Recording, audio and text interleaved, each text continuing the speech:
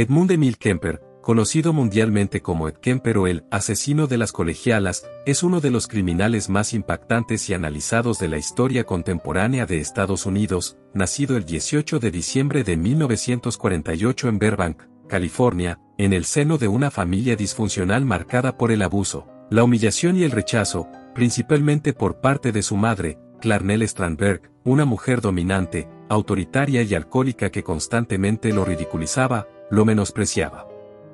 por ser hombre y lo obligaba a dormir en el sótano oscuro de la casa por miedo a que pudiera hacerle daño a sus hermanas, experiencias que marcaron profundamente la psique de Kemper y que, según criminólogos y psiquiatras, fueron la base de la ira y el resentimiento que luego canalizó en sus crímenes. Desde pequeño mostró signos alarmantes de violencia y conductas perturbadoras, como desmembrar muñecas, enterrar animales vivos y luego desenterrarlos para jugar con sus restos, o decapitar gatos. Lo que ya evidenciaba una fascinación enfermiza por la muerte y el control sobre otros seres vivos. A los 15 años, tras un estallido de frustración y rencor acumulado, cometió su primer doble homicidio al asesinar a sus abuelos paternos, un crimen que sorprendió a todos por la brutalidad y la frialdad con que lo realizó, siendo declarado enfermo mental e internado en el Hospital Psiquiátrico de Atascadero, donde fue evaluado por psiquiatras que concluyeron que poseía un coeficiente intelectual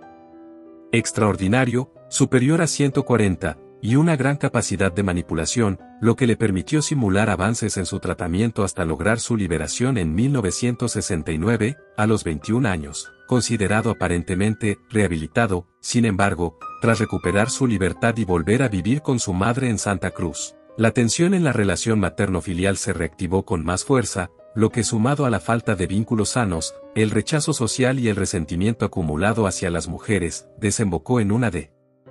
las cadenas de asesinatos más crueles de la historia, conocida como la ola de crímenes de Santa Cruz en los años 70. Ed Kemper comenzó a recoger autoestopistas, un hábito común de la época, especialmente entre jóvenes universitarias que confiaban en extraños para trasladarse, pero él transformó esa confianza en un escenario de horror, las llevaba en su coche, las dominaba con armas de fuego, las asesinaba brutalmente y posteriormente cometía actos de necrofilia y desmembramiento,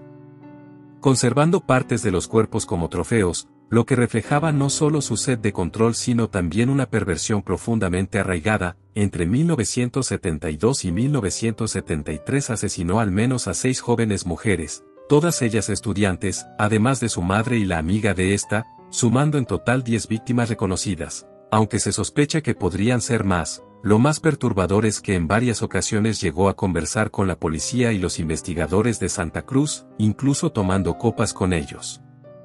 en bares, ya que tenía una presencia tranquila, amable y muy inteligente que no levantaba sospechas, al punto de ser visto como un gigante bonachón, debido a su estatura de más de 2 metros y su forma educada de expresarse. Sin embargo, bajo esa fachada se escondía un asesino meticuloso que planificaba cada detalle de sus crímenes y que disfrutaba relatando con frialdad lo que hacía con los cuerpos, describiendo cómo decapitaba a sus víctimas y utilizaba sus cabezas para actos sexuales. Una de las confesiones más escalofriantes que hizo después de ser arrestado. El punto culminante de su espiral de violencia llegó en abril de 1973, cuando mató a su madre con una brutalidad indescriptible, golpeándola con un martillo y estrangulándola, para luego decapitarla y utilizar su cabeza de forma macabra. Un crimen que él mismo consideró el clímax de su odio y resentimiento acumulado hacia ella, y que posteriormente coronó con el asesinato de una amiga de su madre que había llegado de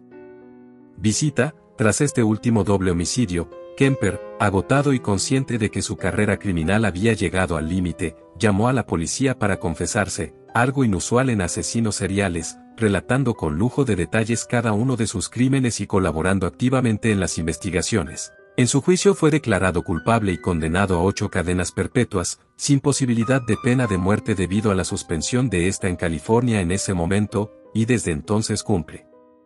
condena en la prisión estatal de California en Vacaville, donde se convirtió en una figura peculiar dentro de la criminología y la cultura popular. No solo se mostró dispuesto a participar en entrevistas con psiquiatras, criminólogos y periodistas, sino que también colaboró en programas de grabación de audiolibros para personas con discapacidad visual, lo que añade un elemento perturbador a su personalidad, ya que, mientras prestaba su voz amable y profunda para ayudar a otros, cargaba con un